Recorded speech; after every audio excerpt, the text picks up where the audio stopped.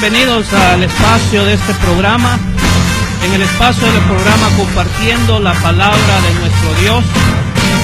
En el espacio del programa de este día estaremos compartiendo la palabra en el libro de Eclesiastés. En este espacio consideramos que la palabra tiene una cabida para los corazones que quieren darle la cabida a la palabra, a la única palabra que puede cambiar y transformar la vida. En el espacio de este programa estaremos compartiendo el tema acerca del ciclo regresivo de la vida. Hay un ciclo regresivo de la vida en el cual Dios nos ha metido. Vamos a estar compartiendo en el libro de Eclesiastés, meditando en las palabras predicadas por el predicador Eclesiastés. Según las palabras expresadas por el predicador Eclesiastés, nos damos cuenta que existe un ciclo regresivo para la vida. Pero las ocupaciones de esta vida nos mantienen alejados, desocupados, nos mantienen afectados mentalmente. Tal es la afección mental por las ocupaciones de esta vida acelerada que nos olvidamos de dónde venimos y hacia dónde vamos. Alguien podrá decir, ¿y de dónde venimos? Pues la respuesta sería, venimos de Dios y debemos regresar a Dios. Ese es un ciclo regresivo de la vida. La vida consiste en regresar al lugar de donde venimos. Y si venimos de Dios, lo cual yo no tengo la menor duda, debemos regresar al lugar de donde venimos, que es de Dios. Y ese ciclo regresivo de la vida lo encontramos en el libro de Eclesiastés. Quisiéramos ver, a manera de una enseñanza con base bíblica, en Eclesiastés capítulo 12 y el verso 7. Eclesiastés capítulo 12, verso 7, nos habla del ciclo regresivo de la vida. Ahí vamos a ver en la pantalla la cita bíblica que dice Eclesiastés 12:7, el polvo vuelve a la tierra como era, y el espíritu vuelve a Dios que lo dio. Es decir, hay un ciclo regresivo para el cuerpo y hay un ciclo regresivo para el espíritu. El ciclo regresivo para el cuerpo es que el cuerpo debe regresar al lugar de donde salió. Pero también hay un ciclo regresivo para el espíritu. El espíritu también debe regresar al lugar de donde salió. El cuerpo es de origen terrenal, por lo tanto debe regresar a lo terrenal. El espíritu no es de origen terrenal, es de un origen extraterrenal. El espíritu es de un origen más sublime, más elevado. Y así como el cuerpo debe regresar al lugar de donde salió, también el espíritu debe regresar al lugar de donde salió. Y no se puede regresar, que conste, al lugar de donde nunca se estuvo. Entonces, el origen del espíritu es extraterrenal y debe regresar a las esferas más elevadas. Por eso es que estamos en un programa de salvación en el cual hay un ciclo regresivo de regreso de donde salimos. También encontramos en el mismo libro de Eclesiastés otra referencia del ciclo regresivo de la vida.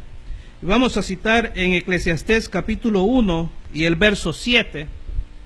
Vamos a ver en Eclesiastés 1:7 en la pantalla otra referencia del ciclo regresivo de la vida. Y dice Eclesiastés 1:7, los ríos todos van al mar, y el mar no se llena, y al lugar de donde los ríos vinieron, allí vuelven para correr de nuevo. Es decir, hay un ciclo regresivo de la vida, a semejanza del recorrido que hacen los ríos. Así como los ríos no se originan en el mar, también nuestra vida no se origina en el mar de este mundo. Así como los ríos ingresan al mar, pero no se quedan estancados en el mar, sino que regresan al lugar de donde salieron. Así también nuestra vida ingresó al mar de este mundo, pero no se debe quedar estancado en el mar de este mundo. Debe regresar al lugar de donde salió. Los que se quedan estancados en el mar de este mundo no cumplen con el ciclo regresivo de la vida. Porque así como los ríos deben regresar al lugar de donde salieron, así la vida nuestra no debe quedar estancada en el mar de este mundo. Porque si nuestra vida queda estancada en el mar de este mundo, entonces no cumple con el ciclo regresivo de la vida. Debemos regresar de donde salimos. Si salimos de Dios, debemos regresar a Dios. Por eso en las Escrituras encontramos muchas referencias que tienen que ver con el ciclo regresivo de la vida. En una ocasión, la Escritura nos dice que Jesús se encontró en el camino con 10 leprosos. Jesús se encontró en el camino de su ministerio con 10 leprosos. Y a los 10 leprosos los sanó Jesús, los limpió de su lepra. Pero de esos 10 leprosos que Jesús sanó o limpió, solo uno regresó de nuevo a aquel que lo había limpiado. Y vamos a ver esto para ir redondeando el tema del ciclo regresivo de la vida. En Lucas, el Evangelio según San Lucas, y vamos a ver en Lucas 17, verso 12. En Lucas capítulo 17, verso 12, en la pantalla vamos a ver esta cita bíblica que nos muestra una referencia del ciclo regresivo de la vida. Dice que mientras Jesús iba en el camino, al entrar en una aldea, le salieron al encuentro 10 hombres leprosos, los cuales se pararon de lejos y alzaron la voz diciendo: Jesús, Maestro, ten misericordia de nosotros. Y cuando él los vio, les dijo: Id y mostraos a los sacerdotes. Y aconteció que mientras iban en el camino fueron limpiados. Entonces uno de ellos, viendo que había sido sanado, volvió glorificando a Dios a gran voz, y se postró rostro en tierra a sus pies, dándole gracias. Y este era samaritano. Respondiendo Jesús dijo: ¿No son 10 los que fueron limpiados? ¿Y los 9 dónde están? No hubo quien volviese y diese gloria a Dios, sino este extranjero. Y le dijo: levántate, vete, tu fe te ha salvado. Note usted, de los 10 leprosos que Jesús sanó o limpió, solo uno regresó de nuevo a Jesús. Es decir, este cumplió con el ciclo regresivo de la vida. Regresó a aquel que lo había sanado, que lo había limpiado. Notemos también algo importante. La sanidad del cuerpo no es sinónimo de salvación. Porque estos 10 leprosos fueron sanados, pero no fueron salvados. Solo fue salvado el que regresó al que lo había sanado. Entonces, la sanidad corporal no es sinónimo de salvación. Por eso es que encontramos en este pasaje un hecho doctrinal muy importante, que le demos lugar más que a la sanidad del cuerpo, la sanidad de nuestra alma, que está enferma, que necesita un ciclo regresivo de transformación. Y dice la Escritura que mientras iban en el camino, fueron sanados. Es decir, la definición de la obra que Cristo hizo, tanto en ellos como en nosotros, se va a definir mientras vamos en el camino de regreso. Dice la Escritura que nosotros estábamos en un camino de muerte. Estábamos en un camino sin Dios y sin esperanza. Y estando en ese camino de muerte, fuimos apartados y colocados en un camino de vida. Cuando estábamos en el camino de la muerte, no había obra de Dios en nuestra vida. El único que estuvo definido con la obra de Dios en el camino de la muerte se llama Jesucristo. Pero en nuestra vida no había una obra de Dios definida. Por lo tanto, Jesús, teniendo la obra del Padre definida en su vida, nos aparta del camino de la muerte y nos pone en el camino de la vida, para que en el camino de la vida podamos nosotros hacer posible que la obra de Dios se defina en nuestra vida. Por eso es que es en el camino del ciclo de la vida regresiva donde la obra de Dios se va a definir. Y encontramos muchos pasajes bíblicos que nos hablan de esa definición en el camino de regreso. Cuando Jacob salió de regreso para su tierra, y su parentela, iba acompañado con toda su familia. Pero en el trayecto de camino de regreso se le murió su mujer. Y se le murió su mujer porque cuando salieron de regreso, ella, en vez de salir con la luz de la palabra que Dios había puesto en ella a través de Jacob, salió con los ídolos de su padre. Dice que Raquel, la mujer de Jacob, cuando salió con Jacob, hurtó los ídolos de su padre, y esos ídolos en el trayecto del camino le causaron maldición y murió en el camino. Su vida no se definió en el regreso, como la vida de muchos en el regreso al Padre no va a poder ser definida, porque no le dan lugar a la luz de la palabra. Porque la palabra, dijo el salmista, lámpara es a mis pies tu palabra. La palabra no es para la cabeza, porque nos envanecemos, nos llenamos de envanecimiento. La palabra es lámpara para los pies, porque el que aprende a caminar bien con sus pies no se envanece. Pero el que aprende solo el conocimiento de la palabra en su cabeza se llena de orgullo. Entonces, nadie va a poder regresar en el ciclo regresivo de la vida si no tiene luz para regresar, porque sin luz nos podemos extraviar en el camino de regreso. Aún la vida de Jacob, cuando regresó a su tierra y su parentela, tuvo que ser definida en el camino. La vida suya y la mía va a ser definida en el trayecto de regreso.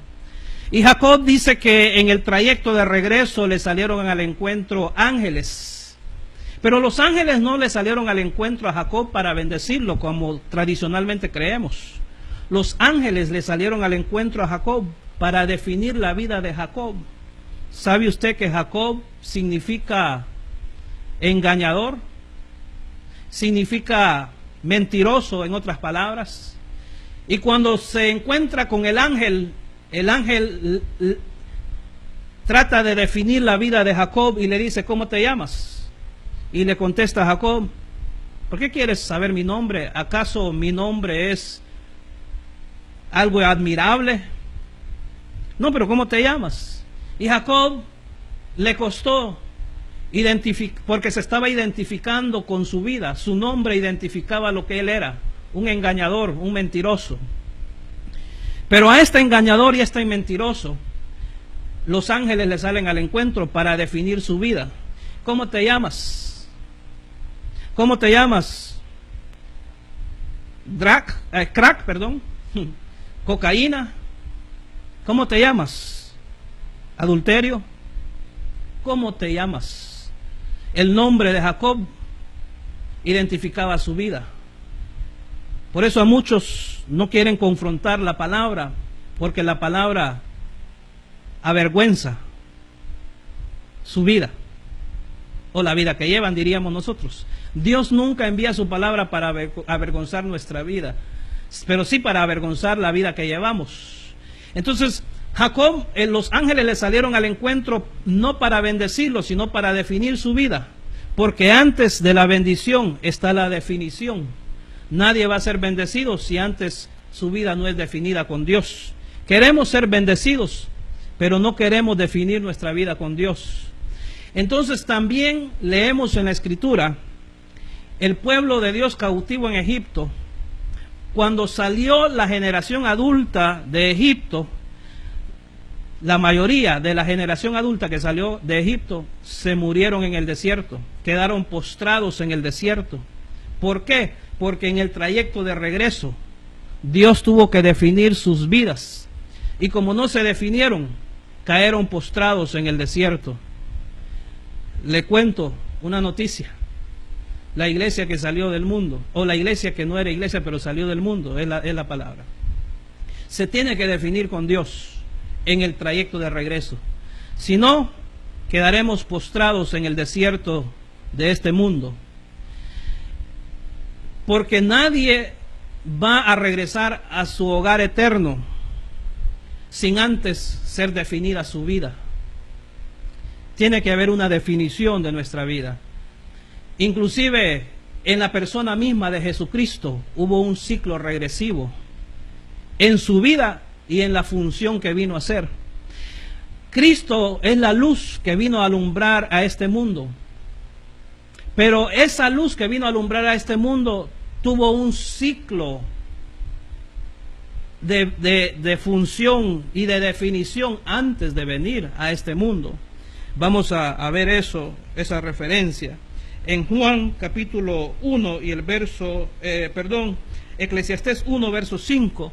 Vamos a ver en la pantalla Eclesiastés capítulo 1 verso 5, cómo Cristo, siendo la luz de este mundo, también en su función salvadora como en su vida personal, tuvo que ingresar igual que nosotros a un ciclo regresivo. Dice, sale el sol y se pone el sol y se apresura a volver al lugar de donde se levanta.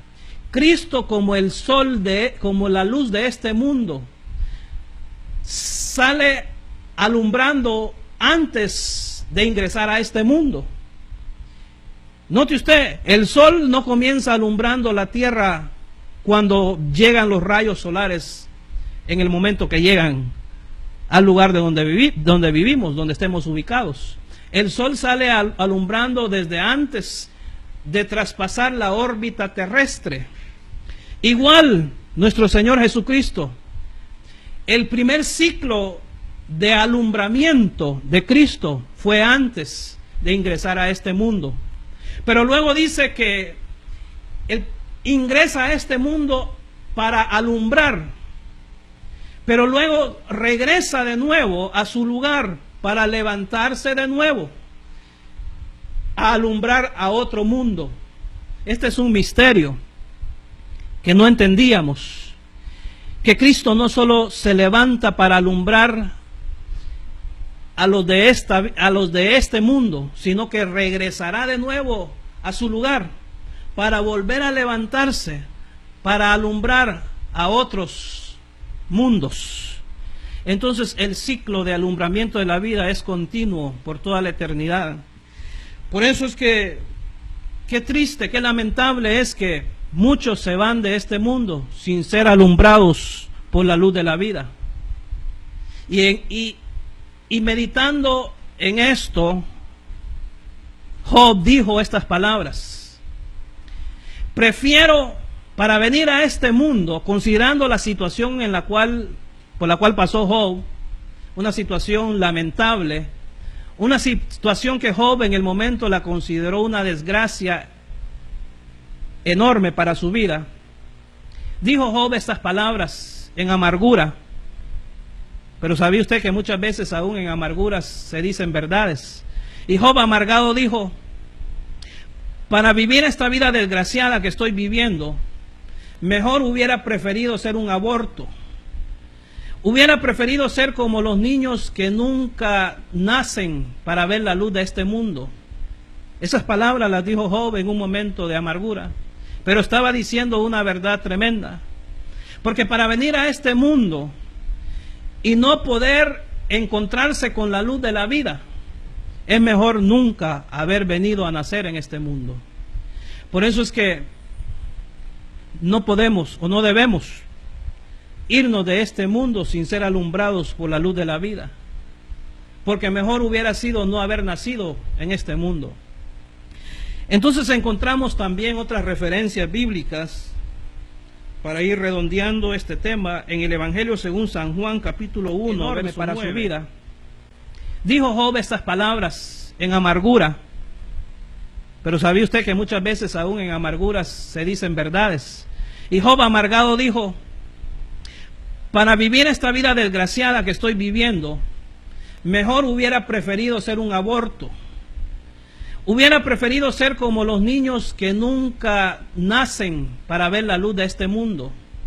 Esas palabras las dijo Job en un momento de amargura, pero estaba diciendo una verdad tremenda.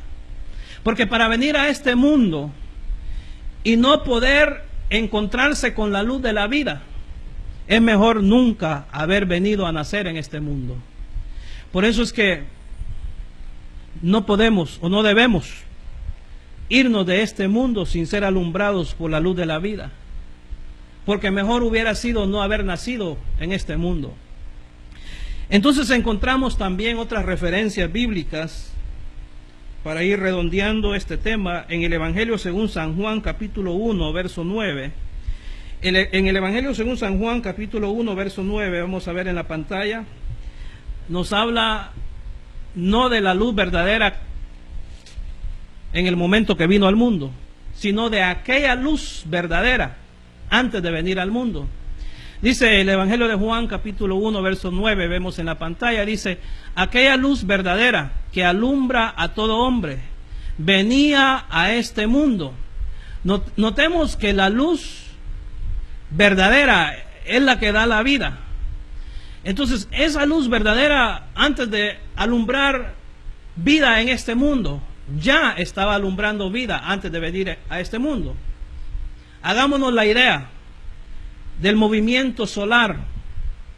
El sol no comienza alumbrando acá, comienza alumbrando desde el espacio exterior. Esa es una figura que la vida no comenzó alumbrando aquí en la tierra. Ya había un alumbramiento de la luz de la vida antes de venir a la tierra. ¿A quiénes alumbraba la luz de la vida antes de alumbrar en la tierra? Ahí está el misterio. Porque la vida no se origina en la tierra. Ese es el misterio. La vida se origina donde se originó la luz de la vida, y la luz de la vida se originó antes de venir a la tierra. Por eso es que debemos entender algo nosotros, que la vida del hombre no se origina en el cuerpo. La vida del hombre se origina en su espíritu. Y como el espíritu no es de origen terrenal, implica que la vida se originó en otro lugar. Por eso es que encontramos en las Escrituras que o fuimos alumbrados como lámparas con luz antes, o venimos como lámparas sin haber sido alumbrados con la luz. Porque eso es lo que va a definir la luz de la palabra alumbrando nuestra vida ahora. El ciclo de la vida se origina con lámparas con luz y lámparas sin luz.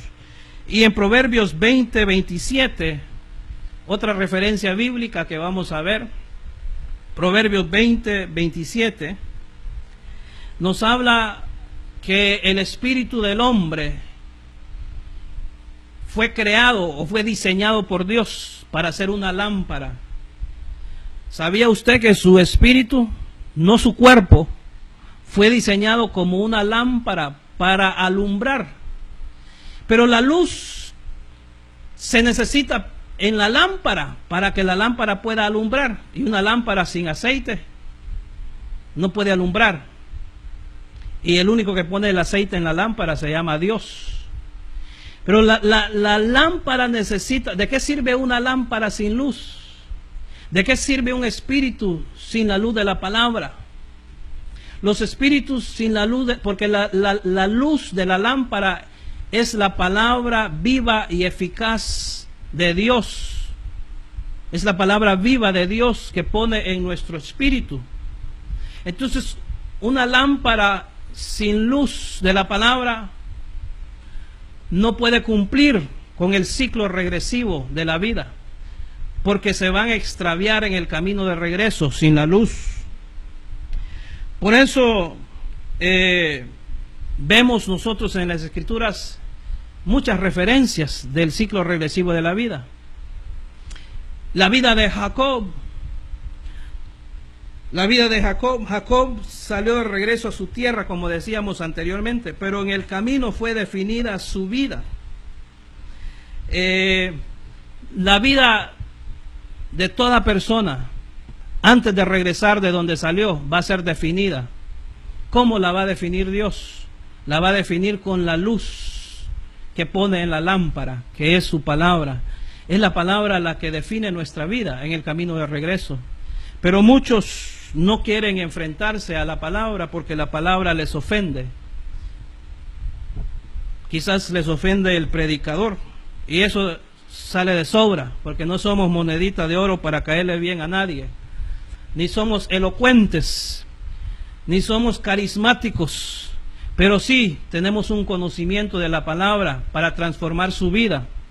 Y dice la Escritura que nadie va a regresar a su hogar eterno sin antes ser definido por la palabra. Pero muchos no quieren confrontar la palabra porque la palabra, sienten que la palabra los avergüenza. Y la palabra no es para avergonzar a nadie, sino para dar a conocer lo que somos, para poder ser transformados. Por eso encontramos nosotros historias en la vida que nos hablan de una vida que debe ser definida. Hemos visto documentales reales en la televisión, los he visto y los he leído, de testimonios de personas que tienen experiencias cercanas a la muerte y que son inclusive hasta regresados después de que clínicamente han sido declarados muertos, han regresado a la vida, porque necesita Dios que la vida de ellos sea definida antes de regresar a Él. Estábamos leyendo en el diario noticiero, la pasada competencia llamada la Copa América. Un joven chileno estaba celebrando con sus amigos, estaban celebrando con copas, bebiendo, y por el gane de la selección de su equipo, de su selección, dice que mientras estaba tomando y celebrando el gane de la selección, se cayó de un edificio de 17 pisos. Imagínense, se cayó de un edificio de 17 pisos y sobrevivió. ¿Cómo es posible que alguien caiga de un edificio de 17 pisos y sobreviva? Eso no es posible. No hay una explicación, hablando terrenalmente, para entender cómo es posible que sobreviva cayendo de un edificio de 17 pisos. Dice este joven que mientras iba cayendo en el aire sentía que su cuerpo levitaba. Pero ¿cómo es posible que rompa la ley de la gravedad? No es posible. Ese joven tuvo que haber sido sostenido en los aires por ángeles de Dios para amortiguar su caída, porque si no amortiguan los ángeles su caída, queda aplastado como deja una aplanadora a las calles. Note usted que lo que hace Dios, porque no puede recibir Dios a alguien que no ha definido su vida con Él, es la palabra, la luz, la que va a definir nuestra vida para poder regresar. Por eso no seamos rebeldes a la palabra. Si hay algo que tenemos que definir en nuestra vida, si hay un perdón, pidamos perdón, porque esa es la luz de la palabra que va a definir nuestra vida. Entonces, por eso encontramos tantos relatos de experiencias cercanas a la muerte, de gente que no se puede morir porque necesita Dios definir su vida. Y mucha gente, tanto que le huye a la palabra. Dios no quiere avergonzar a nadie con su palabra, pero cuando lleguemos a su presencia, sí nos va a avergonzar. Mejor que nos avergüences la palabra del Señor. Si la palabra me confronta y me dice lo que yo soy, tengo que aceptarlo. Pero note usted, ahora las iglesias están acomodando la palabra, la cual no se puede acomodar para nadie. Estaba viendo en un noticiero evangélico la semana pasada de una iglesia en Estados Unidos que está admitiendo líderes homosexuales. ¿Cómo es posible? Sí es posible ahora, porque ahora ya no le dan lugar a la luz de la palabra, le dan lugar a la luz y a las tinieblas del mundo. Y cuando la iglesia le quita el lugar que merece la luz de la palabra, cualquier cosa puede ser admisible. Estábamos conversando con un compañero la vez pasada, que qué lamentable la condición de la iglesia. Dice, yo le pregunté, ¿y estás asistiendo a alguna obra? Me dijo, mira, yo ya no estoy asistiendo a ninguna iglesia por esto, esto y esto. Lamentablemente no hay ninguna iglesia perfecta, pero si torcemos la palabra para conveniencia nuestra, entonces, ¿con qué dirección podrá encaminarse la iglesia hacia el lugar eterno? Lo más grande que Dios nos ha dejado no son los milagros, y yo lo sigo repitiendo. Es la palabra lo más grande que Dios nos ha dejado. Porque lo que va a definir tu vida no es el milagro que necesitas en tu cuerpo, es la palabra que necesitas en tu alma para que tu vida se defina con Dios. Por eso no hay nada más grande que la palabra. Ahora nosotros entendemos que hubo un alumbramiento antes, porque la vida se origina no en el cuerpo, se origina en el espíritu. La unión de un matrimonio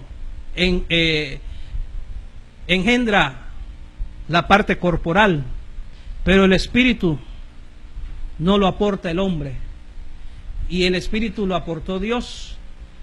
Y antes de que fuera creado el espíritu aquí, ya fue creado y ya tuvo una existencia con un alumbramiento de la luz de la vida.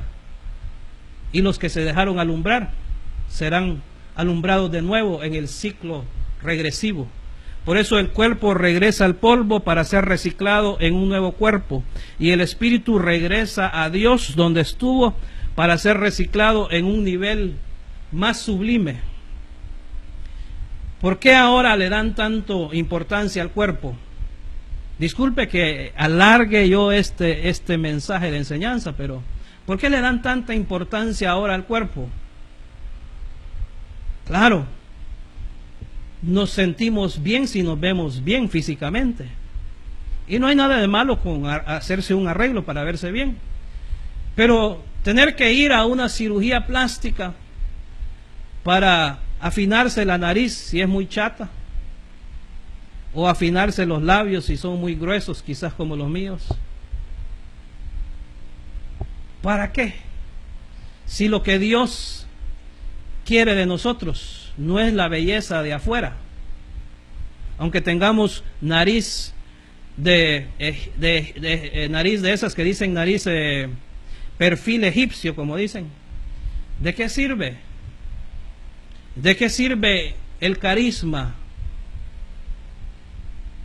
¿De qué sirve la belleza externa? Por eso la tendencia ahora es rendirle culto al cuerpo. porque lo que Dios quiere es que le rindamos culto a Él, pero no con el cuerpo, sino con un espíritu transformado, cambiado. Vamos a dejar en este momento este tema del ciclo regresivo de la vida. Le invitamos para el próximo programa. Solo quisiéramos aprovechar, antes de despedirnos, tenemos una dirección, los programas que estamos pasando en este canal, Canal 58, Televisión Insular. Estamos también grabando este programa para pasarlo en YouTube. Y vamos a ver, tenemos una dirección de la página de YouTube para que usted pueda, si le interesó este mensaje, puede usted hacer una búsqueda a Google para encontrar este programa en YouTube. Tenemos ahí, vamos a mostrar en la pantalla, tenemos la dirección de YouTube para que usted pueda ver este mensaje. Usted puede buscar en Google, puede hacer una búsqueda en Google, y la búsqueda en Google sería Ministerio Palabra Miel Roatán. Y al ingresar Ministerio Palabra Miel Roatán en Google, usted podrá encontrar los videos que estamos transmitiendo en este canal de televisión. También tenemos nuestra página web, que es Inicio Palabra Miel Roatán. Al poner usted Inicio Palabra Miel Roatán en una búsqueda Google, usted se encontrará con una página de la misión a la cual pertenecemos. Ahí encontrará muchos temas bíblicos de mucho interés, y nuestros videos de la transmisión están en YouTube. Así que le dejamos con esta información y le invitamos para el próximo miércoles a la misma hora, después del noticiero, con su programa, compartiendo la palabra de nuestro Dios. Dios le bendiga grandemente con una definición de su palabra.